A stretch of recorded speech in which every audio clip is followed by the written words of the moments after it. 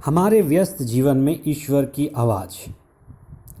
प्रभु यीशु ने उन्हीं परंपराओं और मान्यताओं को प्रोत्साहित किया जिनमें ईश्वर का आत्मा है। सामाजिक व धार्मिक प्रगति व एकता के लिए जो अति आवश्यक है। हमारे कुछ चीज़ों के खाने या ना खाने से ईश्वर ना तो दुखी होता है और ना खुश होता है।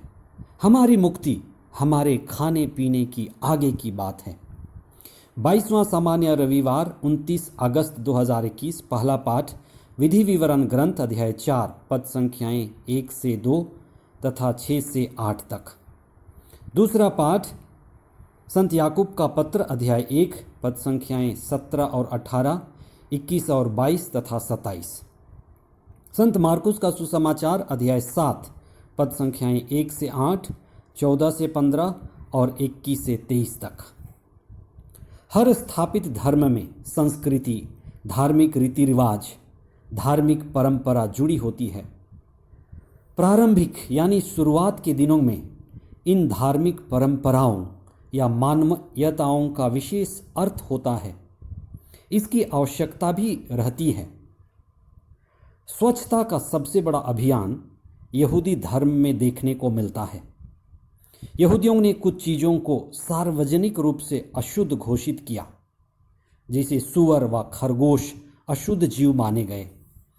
मुर्दे व कुष्ठ रोगियों का स्पर्श अशुद्ध माना गया।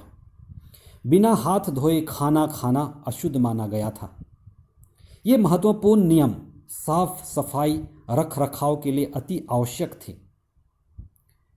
समाज अविकसित, बर्बर और रूढ़िवादी था, इसलिए ये नियम नबियों द्वारा यानी ईश्वर द्वारा ही प्रतिपादित थे। लेकिन समय के अनुसार रीति रिवाज और उसकी मान्यता व प्रासंगिकता कई बार खो जाती है।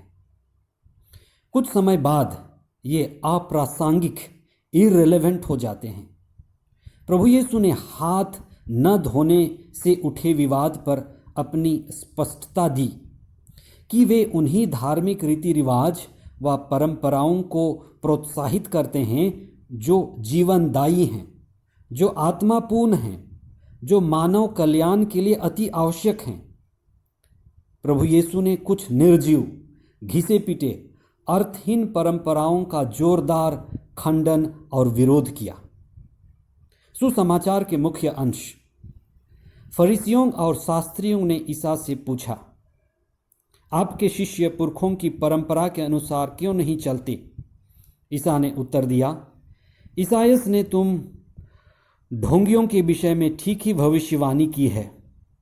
जैसे कि लिखा है, वे लोग मुख से मेरा आदर करते हैं, परंतु उसका हृदय मुझसे दूर है। ये व्यर्थ ही मेरी पूजा करते हैं, और ये जो शिक्षा देते हैं वे हैं मनुष्य के बनाए हुए नियम मात्र। ईसा ने आगे कहा, तुम लोग अपनी परंपरा के नाम पर जिससे तुम बनाए रखते हो ईश्वर का वचन रद्द करते हो और इस प्रकार के और भी बहुत से काम करते रहते हो। आज भी हमारे बीच कई धार्मिक परंपरा व रीति रिवाज हैं। हमें इनका गंभीरतापूर्वक मूल्यांकन करने की आवश्यकता है कि इस युग के इस समय में क्या ये परंपरा और रीति रिवाज प्रासंगिक हैं या इनकी प्रासंगिकता खो चुकी है। समय के अनुसार अच्छाई के लिए सोच, विचार और मान्यताओं में क्रांति और आवश्यक परिवर्तन की जरूरत है। आप ध्यान दें, प्रभु यीशु उन्हीं परंपराओं और मान्यताओं को प्रोत्साहित किए जिनमें ईश्वर की आत्मा है। सामाजिक व धार्मिक प्रगति व एकता के लिए जो अति आवश्यक हैं। हमारे कुछ चीज़ों के खाने या ना खाने से ईश्वर न तो दुखी होते और न खुश होते हैं। हमारी मुक्ति हमारे खाने पीने की आगे की बात है। बुराई व पाप की उत्पत्ति की जगह हमारा मन व हृदय है। हमारे नकारात्मक सोच, नकारात्मक भावना नकारात्मक प्रवृत्ति और बुराई की ओर झुकाव ही पाप की जड़ है, जो बुराई को पनपने देती है, जो हमारी आत्मा, हृदय और शरीर को दूषित करती है। पहले पाठ में मूसा ने लोगों को आदेश दिया कि वे ईश्वर के वचनों को हृदय से पालन करें, क्योंकि उसी में लोगों का दिव्य जीवन और प्रतिज्ञा देश में उनका उज्ज्वल भविष्य निहित है। ईश्वर की मर्जी पूरी करने में और आज्ञा पालन में ही हमारी बुद्धिमत्ता है। संत याकूब हमें याद दिलाते हैं कि ईश्वर सभी अच्छी चीज़ों के दाता हैं। दिव्य शब्द भी उन्हीं के द्वारा आई है, जो हमें मुक्ति देती है। अतः हम न केवल वचन के श्रोता बने, बल्कि पालनकर्ता भी बने। गरीबों, विधवाओं और असहायों की सेवा करें। यही ईश्वर का आदेश है, यही नई आज्ञा है। आइए हम प्रभु की आशीष के लिए विशेष प्रार्थना करें। हे प्रभु, तेरा वचन हमारे जीवन को ज्योति प्रदान करे।